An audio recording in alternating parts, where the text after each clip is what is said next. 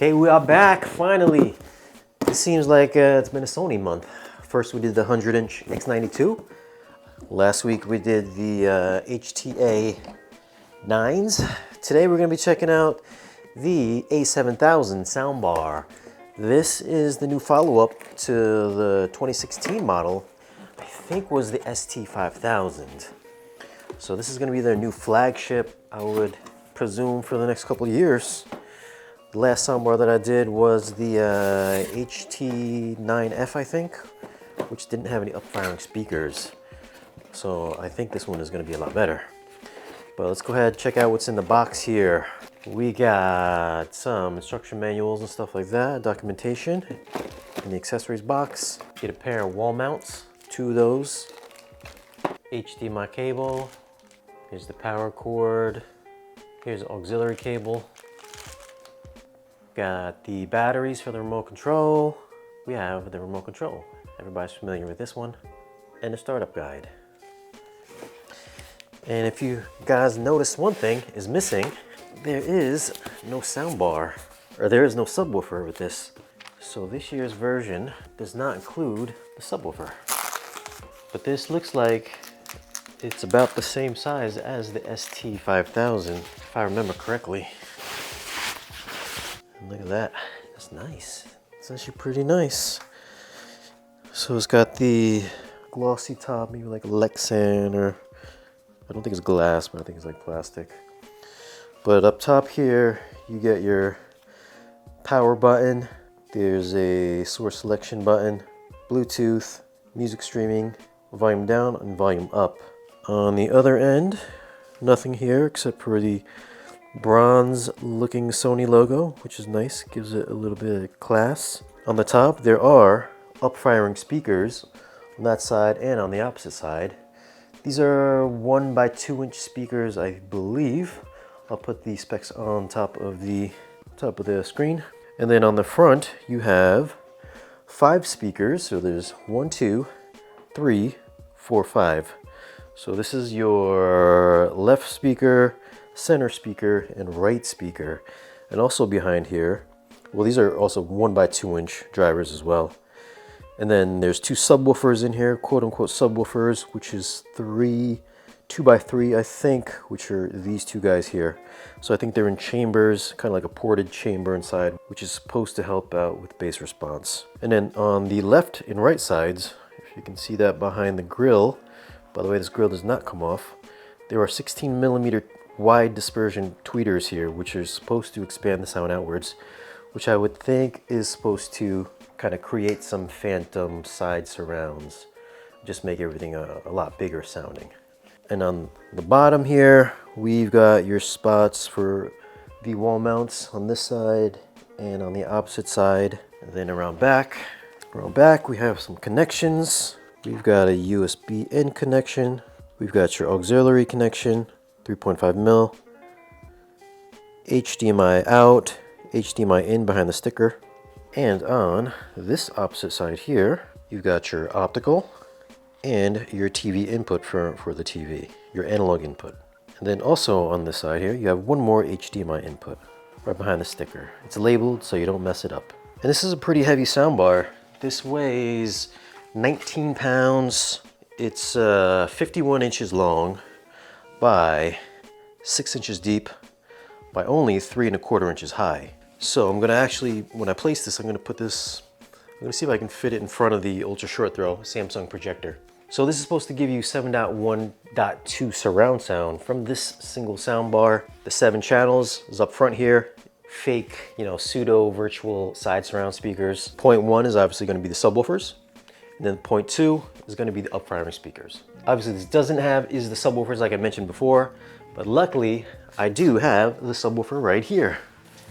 This is Sony's SW5 wireless subwoofer. They have 2 versions. They have an SW3, which is a smaller version, and then this is their biggest one, which is the 5.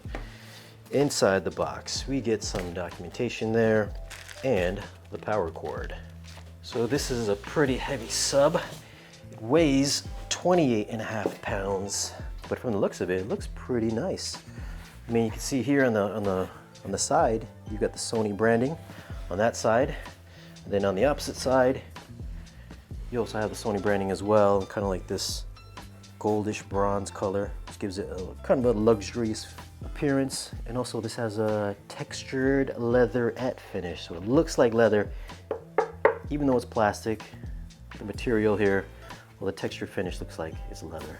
So this guy here, size-wise, it's something like 16 by 16 by, I think, on the bottom, if we can get in there, I don't know if you can see in there, but there's a passive radiator on the bottom there. And then on the front of the subwoofer, there's a 7-inch driver up front. Around back, you have your power input, power button, and then your link button. This is a 300-watt subwoofer, but this will link wirelessly the A7000 Soundbar. Now, of course, the subwoofer wasn't included with the whole soundbar package. That is separately. Also separately are the back surround speakers. This, of course, is an added cost if you want to get the full kind of surround experience. The original ST5000 didn't come with these speakers. You couldn't add these extra, but for this year's model, you can add some actual dedicated surrounds. So inside the box, there is 2 power cables, one for the left, one for the right side, some instructions, and then you get the 2 surround speakers right in there. I'm only going to take out one since they're exactly the same. These are fairly light speakers. They're only 2 pounds each. This has got the same kind of, it's not really the same, but it's got a nice little texture here. It's almost kind of like a frosted paint, well, frosted plastic. You do get the nice bronze Sony logo on that side, and on the opposite side, like I said, it's 2 pounds each. They're rated at 30 watts each. Size-wise, it's 7 inches tall by 4 inches by 4 inches deep, 4 inches wide. On the bottom, there's nothing on the bottom except for the label. This is rear left, the other one's rear right. And then on the back, you have your power button and the link button. Also, there's a threaded insert if you want to mount this on a stand or on a wall. And on the bottom is the power input. And up front here, as far as drivers, there is a little tweeter there. And there's, I think it's a 3/4 inch tweeter and then 1 by 2 inch woofer.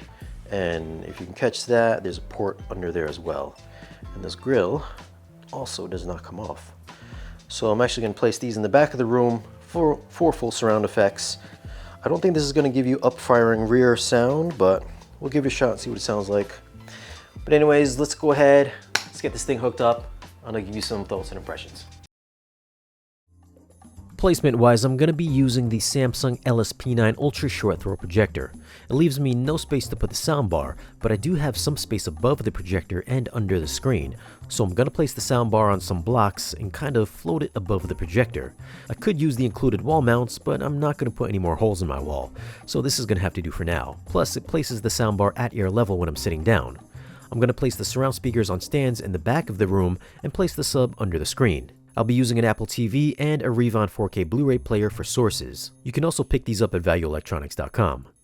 After you've powered up the soundbar, the red lights on each speaker will change from red to green once they're connected. When that's all set, it's time to run through the soundbar optimization.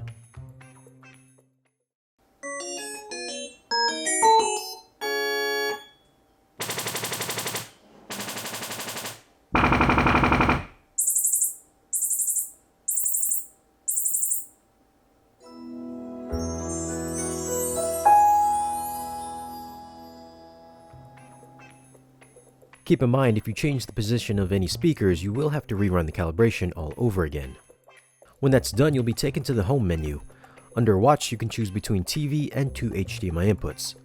Under listen, you can choose to listen to music through Bluetooth, USB, the auxiliary input, or stream music from Spotify, Amazon, or Chromecast. Now let's take a look at some of the settings. Under speaker information, you can use the calibrated sound field optimization, or you can manually adjust the speaker settings yourself. Under manual speaker settings, you can change the distance to each speaker in quarter increments. You can do the same for the distance from the sidewalls in quarters, and the same for the distance to the ceiling. Under level, you can adjust the speaker levels individually and turn on the test tones from here. I'm going to go back and use the sound field optimization settings instead of the manual ones. This section lets you redo the optimization in case you move a speaker.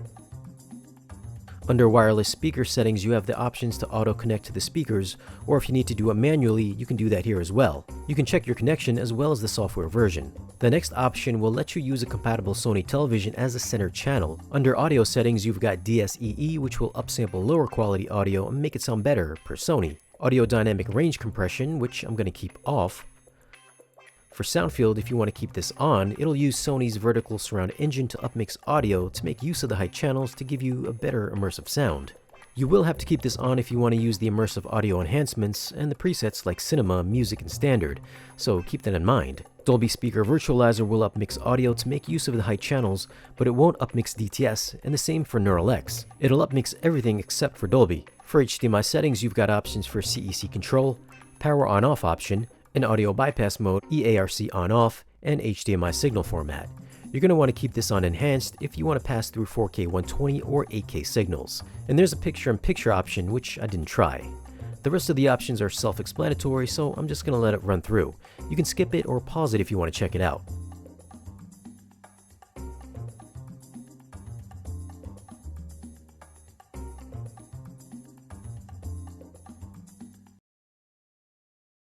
The first demo I'm going to throw in is the 7.1.4 DTS-X callouts from the DTS-X demo disc.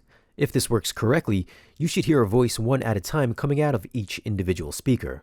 I'm also going to be using the same demos I used for the Sony HT-A9.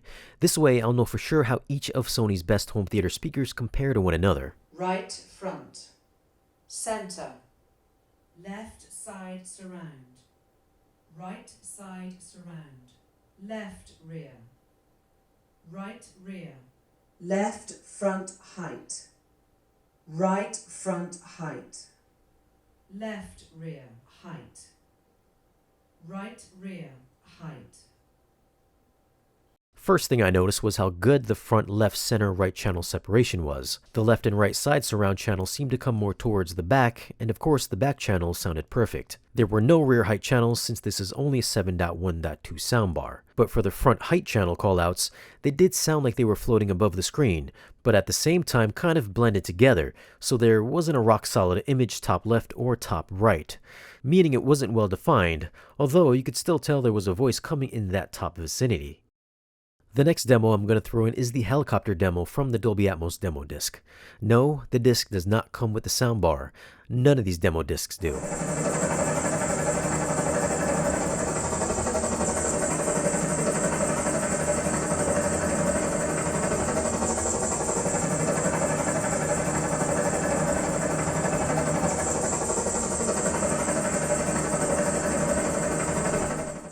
I'll be honest, coming from the HT-A9s, this particular demo sounded, well, horrible. With the A9s, the helicopter sounded like it was flying around me. With the A7000, the chopper sounded as if it was stationary in the top front heights. There was very little going on in the lower channels, and there was basically no clear sound movement amongst the speakers. I'd have to say this is the worst I've ever heard this demo. Up next is Midway on the Apple TV in Dolby Atmos. This movie's got some great surround effects that fly overhead and move within the lower channels. It's also got some killer bass.